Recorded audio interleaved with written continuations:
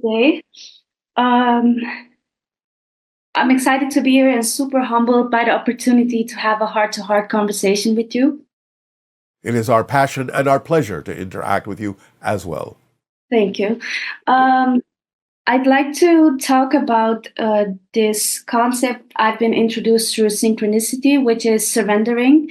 And I've been basically through direct experience accepting more and more that whatever is unfolding right now in my reality is perfect as it is, and when it feels like it is not, I feel like then there is resistance within me that I can basically let go of by allowing it. My question, or I'd like to talk about with you, is how does surrendering go with following one's excitement? Because I feel like surrendering is also giving up, uh, the way you said it, the personality game, which also includes my preferences. It does not require you to give up your personality. It only encourages you to align your personality with your higher mind, to actually allow yourself and your personality to express and experience and move in the direction of the preferences that are representative of your true core frequency, your true core vibration. So we're talking about the kind of surrender that is defined as simply surrendering to the control that's already built into you, that is already representative of your core frequency, and allowing your personality to align with that, so that your personality is a true representation of the frequency that you actually are at your core. That is what surrendering means from our perspective. Does that help you? That helps. And can I ask further on that? Yes? Then I wonder, like, the personality, like my mind will have a preference. I feel like I cannot count upon, because it will like something a minute ago and then it will judge the same thing a minute after, where I feel like how how can I align ever if this mind always goes back and forth? All right. Well, again, it is about, in a sense, quieting the mind to some degree and knowing the difference within yourself in your discernment between the ideas and energies of excitement and anxiety, because that is, for the most part, why humans flip back and forth so quickly, is that they are expressing the idea of a desire, but it is coupled with the idea of a fear. And therefore, that can cause you to flip-flop back and forth very rapidly, because you are shifting back and forth between the energy of excitement and the energy of anxiety. So it requires honest self-investigation and evaluation as to what belief systems you might still be holding on to that would cause you to examine things with anxiety, instead of only allowing yourself to experience them through the idea of excitement. It's all right if you quickly observe neutrally the idea from another point of view, but you don't have to experience it emotionally if you are willing to just observe it neutrally and then choose to move forward within your excitement and your passion, as opposed to giving over to the negative and fear-based belief in your personality that would create and generate an emotional reaction as well. Does that make sense to you?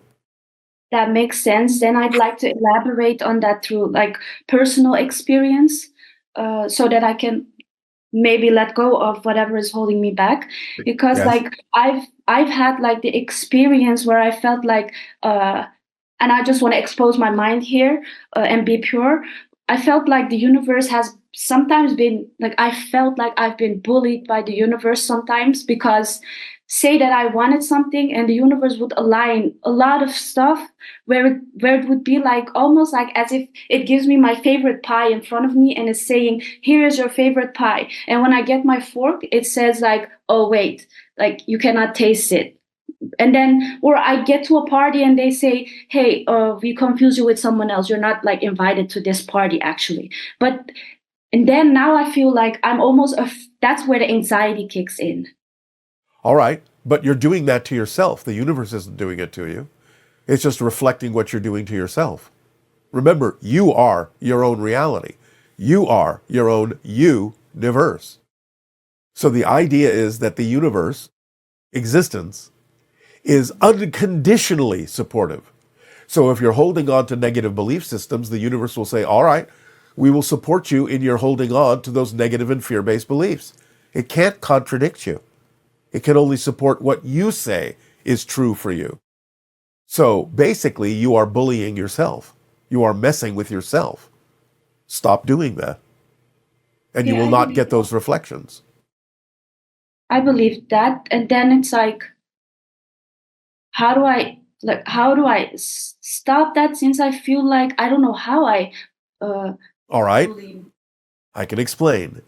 Remember, this is most important. You do not hold on to anything you don't believe serves you.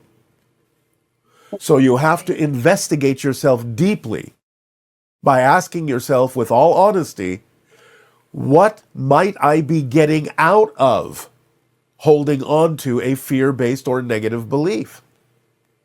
And if you are really honest in your self-investigation, you will figure out, more often than not, that either you have another belief that says to move forward would create something even worse than what's happening now, and therefore it's safer to stay where you are now, Mhm. and therefore you're getting safety out of it because you believe you're preventing something worse from happening if you do move forward.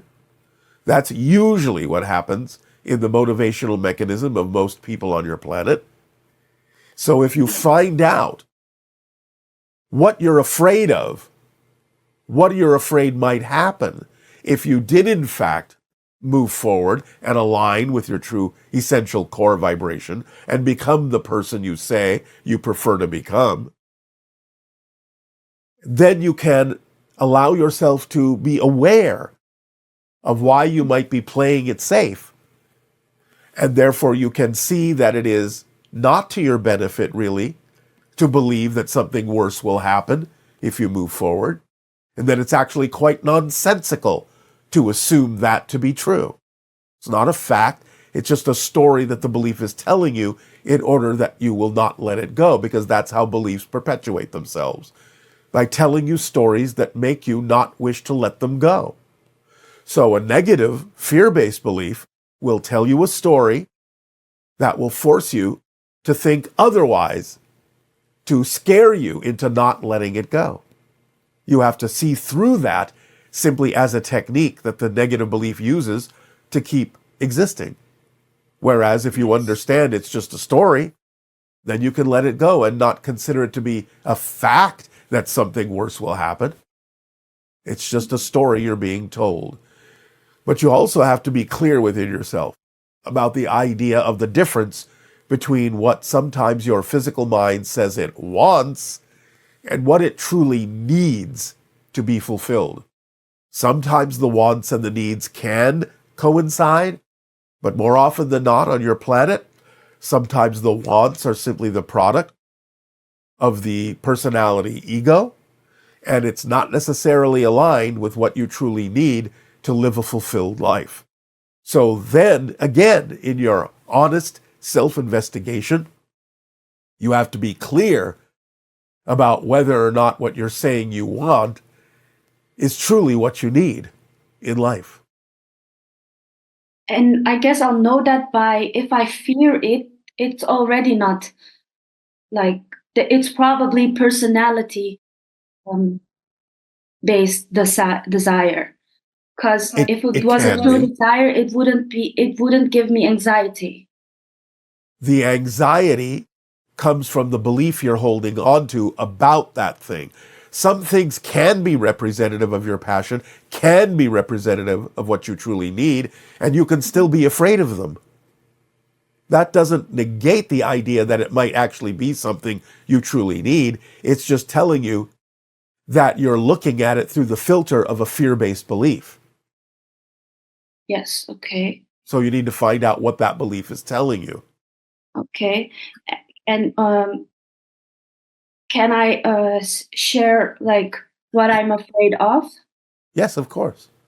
So it comes down to that insecurities. Basically, I'm kind of finding it hard to trust that source like I'm afraid of source, I guess, because it feels so like huge. And maybe the stories I've been hearing about all that is like life is a gift, and am I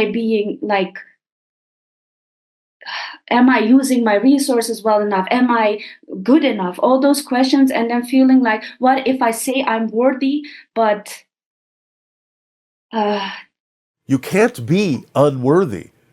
If you were unworthy, you wouldn't exist.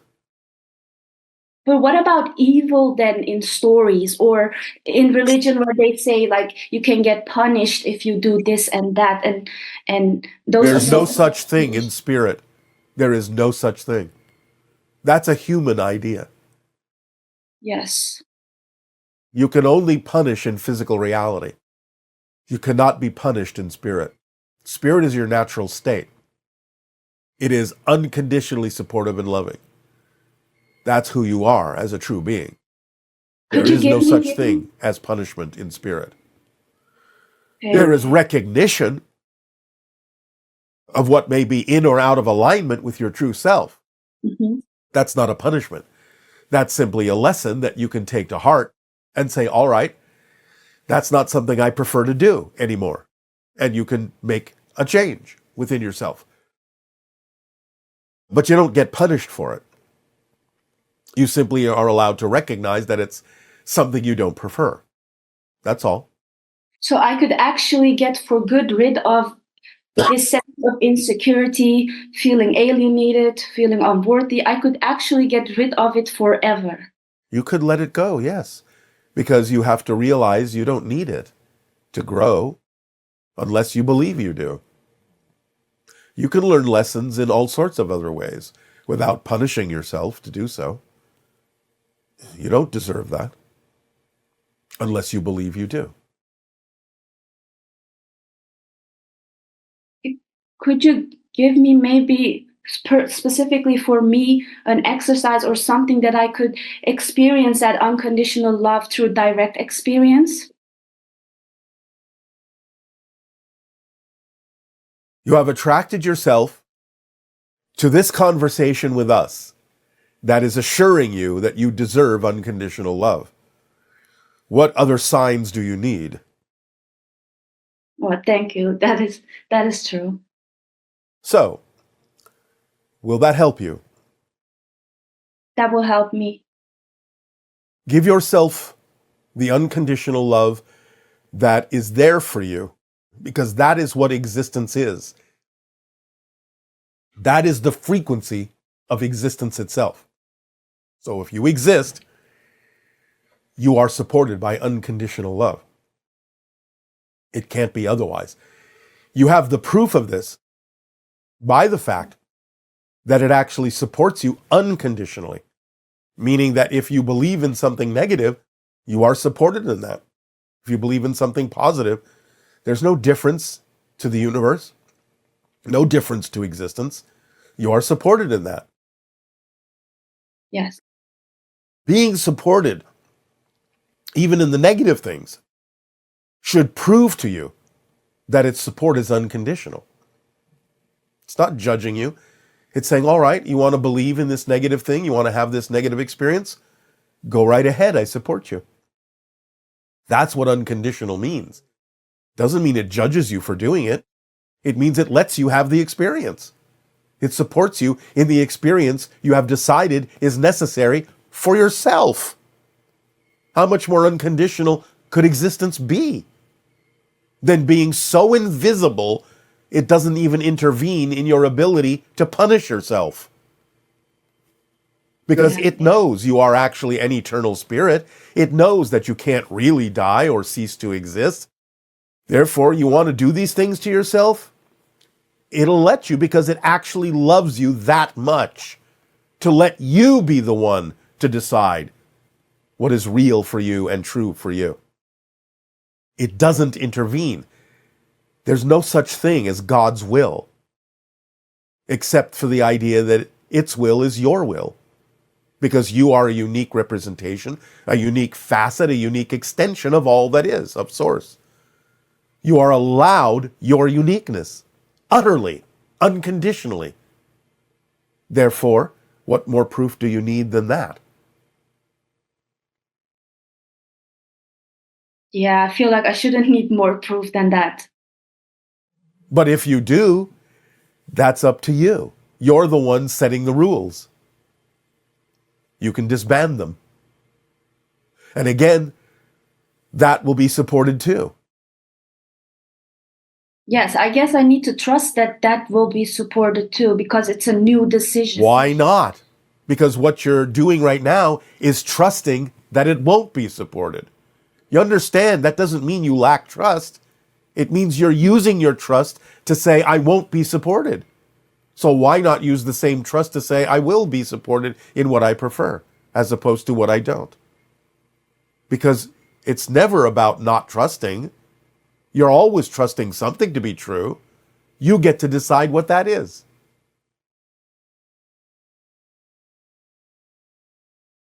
Okay, yes. It's up to you. Okay. Completely. The power is in your hands. The power is in your heart. The power is in your spirit. Thank you. If you would like to share something, then I have given you the most important thing I can give you right now. Mm-hmm. Go and apply it in your life and see what happens. Yes, I will. Thank you.